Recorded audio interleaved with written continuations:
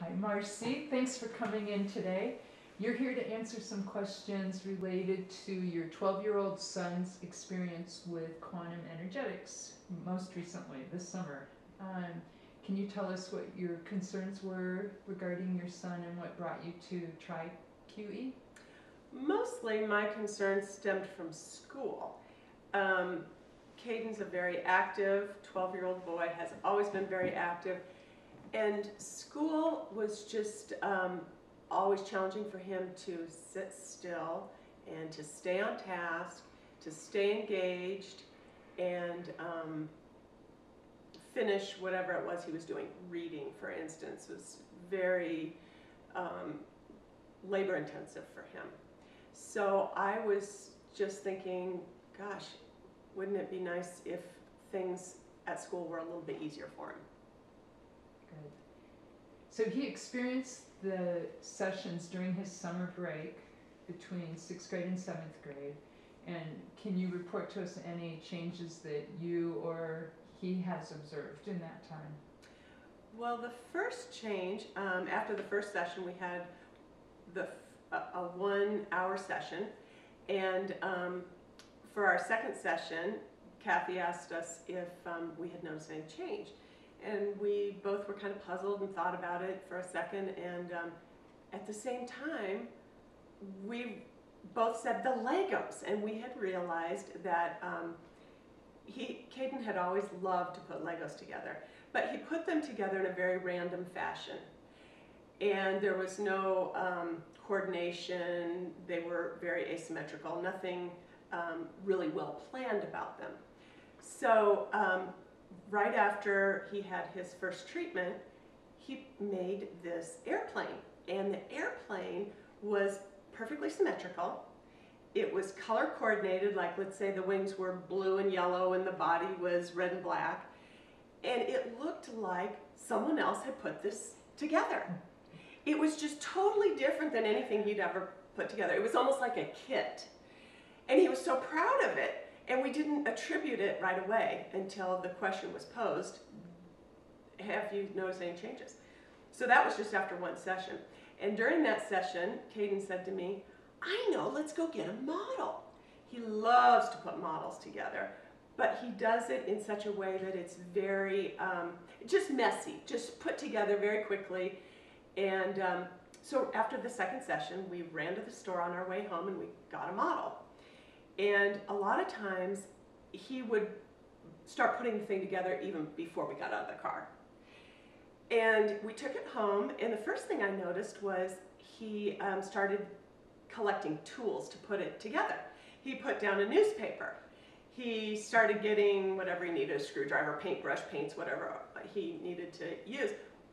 Well, that's totally different. He never has had the patience to plan things out like that.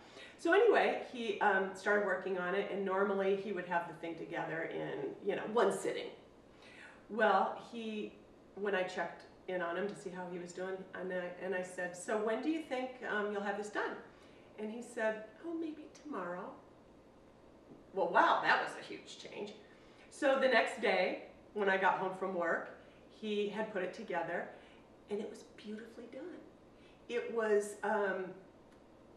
painted, first of all, beautifully. Things had been taped off. There was not glue all over the place. Now, normally there'd be glue all over it. It was like a little airplane. Normally there'd be glue all over the thing, and it would be put together, but just sloppy. And he looked at the directions, and he got the decals exactly right, and he spent 2 days doing it. So it was just a totally different way of doing something. Yeah. Have you noticed any other changes? Another thing, since it's summertime, we haven't been doing like a lot of reading and writing, but one of the things that came up was I wanted him to write a couple thank you notes.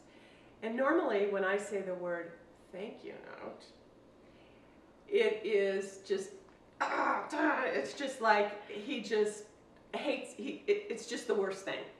It's torturous for him. So he didn't react that way at all.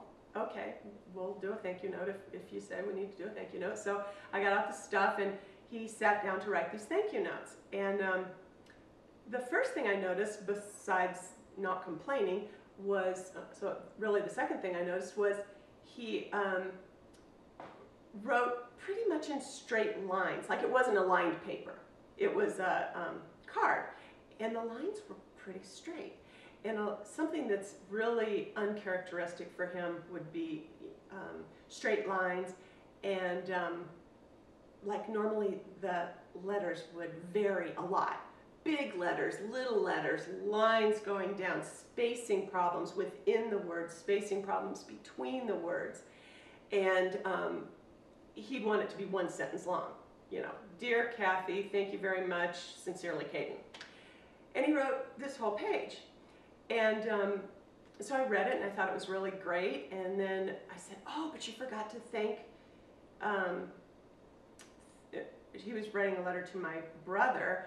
And I said, oh, you forgot about the reel, the fishing reel. You didn't mention that. Oh, yeah. Well, he wrote a whole nother page. Well, that was really, that was way different than anything he's ever done before.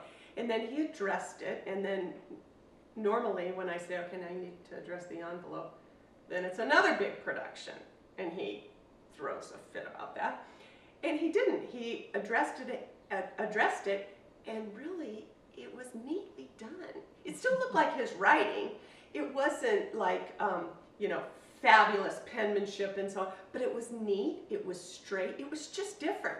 It was like he was just a year older or something. And so he was very proud of being able to do that. And it was a lot less painful for everyone involved. Very good. Mm-hmm. Any other changes? Well, I asked him about, reading. I brought home a book, and I thought he would be interested in it and maybe just look at the pictures. It's an adult book. It was a biography, and there were pictures in the center of the book. And I thought, well, he may just look at those pictures and then say, oh, thanks, Mom, you can now take it back to the library. But he didn't. He looked through the pictures in the middle, and then he said, well, I think I'm going to go read this. And then he went off to his bedroom and started reading it. And normally he would be quite intimidated by a book, not to mention that it was an adult book.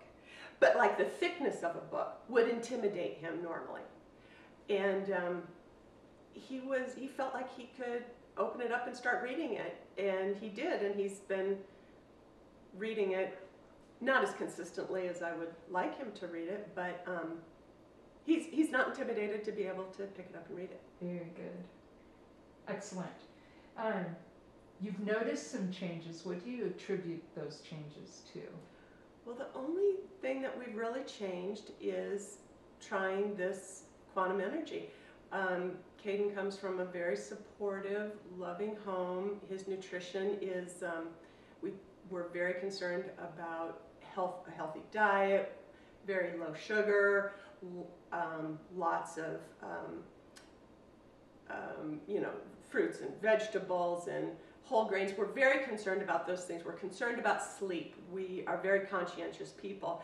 And the only change we've made is to try this quantum energy.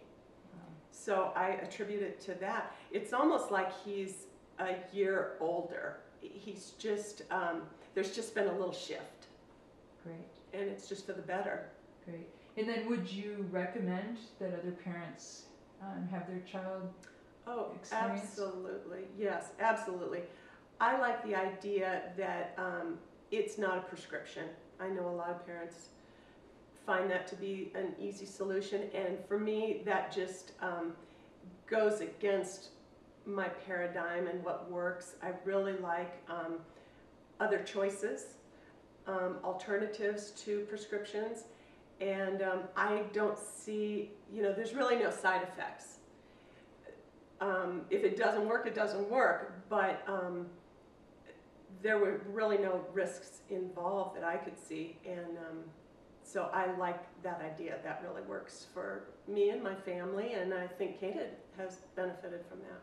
Good. Thank you for taking time to come in and talk to us, and I think your interview today will help parents understand that it's an option for them to try, a legitimate option, and could maybe make life a little easier for their child or the parents and siblings at home. So thanks for helping us You're spread welcome. the word. Thank you for your work. Of course.